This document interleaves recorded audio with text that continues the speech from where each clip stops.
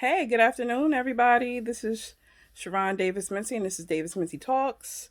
Like I said, or like I've been saying, because sometimes I forget to say it, please give me a thumbs up. Please subscribe. Please share my video. Tell your friends to watch it. Tell them to subscribe, so on and so forth. You know the whole spiel. But recently, I have been talking to you about a job, a possible job that I was going for. And, last Friday I went for the interview. Today is Beautiful Wednesday. And we're actually in the midst of some type of moist storm. I'm not going to say snow because I don't mind having the snow, but I'm not a big fan of the snow, even though I was born in December. And I just don't think we're going to get that much accumulation of snow. And if we do, I think it's going to get washed out by the rain. So I know for me, because I go out early in the morning to go check on my mom and run her errands and everything, for me, that's cool because I don't want to have to deal with it. But for other people who really want the snow, I hope we get enough for them to enjoy. But anyway, back to the job situation. So I got an email yesterday, and unfortunately, you guys, I did not get the job. Um, my first reaction was like, ugh, really?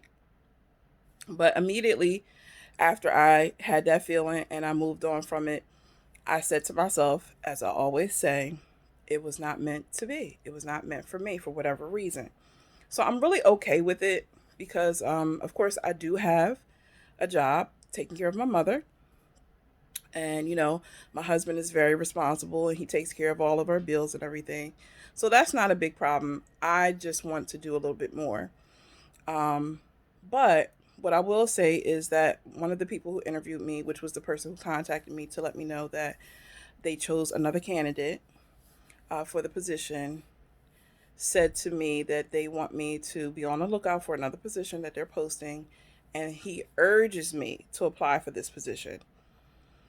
Um, because I didn't get the first position, and you never know what the other people are thinking when they decide to hire someone else. Um, but he did tell me I was definitely the next choice if they had not given it to the person they gave it to. So I'm very happy for the person that they did give the position to, because I'm sure that that person needed the position. So I'm very happy for that person. And I may apply for the next position that they have available.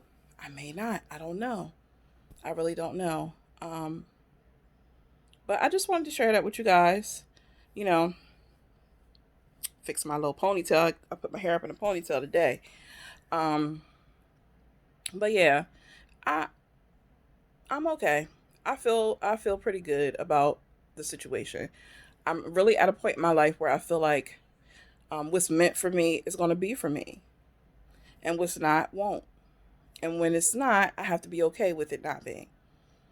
When I told my son yesterday, he was like, "Oh man, well why not?" Because he really was rooting for me to get it.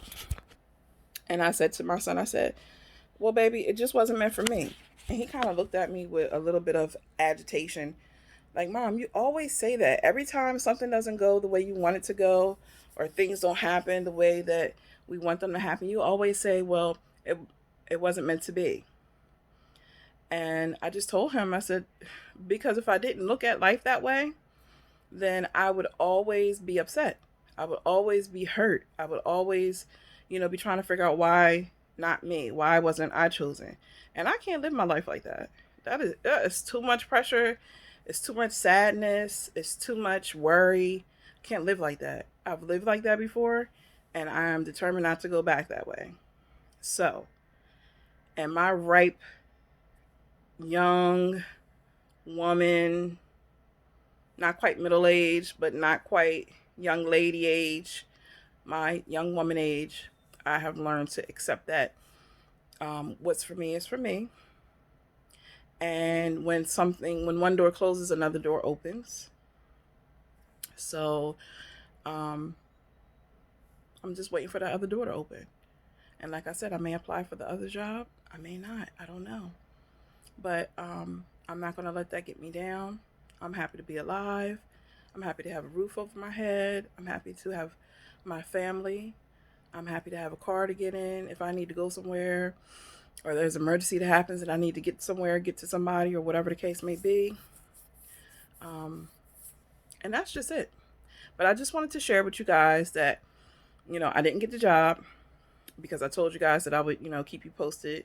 And the next job that I go for, if I apply for another job and I get an interview, I'll keep you guys posted. And of course, I'll keep talking to you about other things that happen in my life as they come. And it's really good seeing you guys. And I'm really starting to realize that I have a dimple right here, which people had told me that before, but I always said no, I don't have a dimple. But I guess I kind of do have a dimple there. I know my son has two. One's very prominent on the left side, and the other one is a little not as prominent, not as deep, I should say.